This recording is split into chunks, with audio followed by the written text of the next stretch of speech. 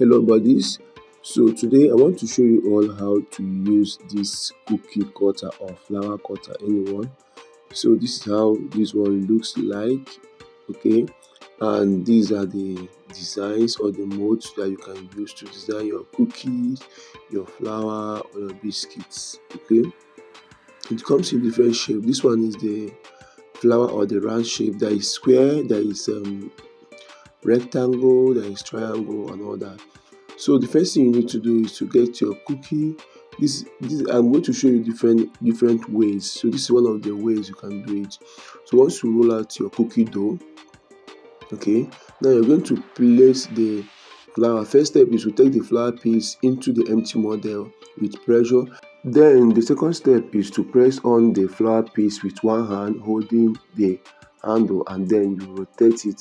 So once you rotate it, you will see that the card slot is going to click in at the top so that everything will just stick in.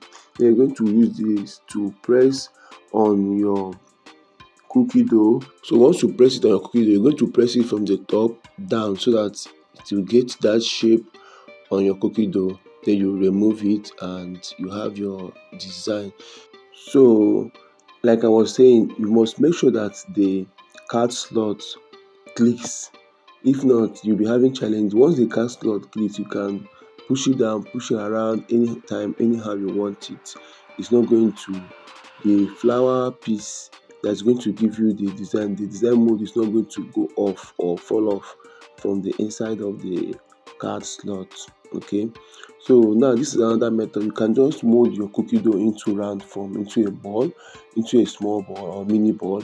Then you put this on top, press it down like up to 3 times, then it will get the shape. This is when you want to make a little bit thick cookie dough. So these were what we got, and at the end we baked and we had this. I hope you're going to get this cut.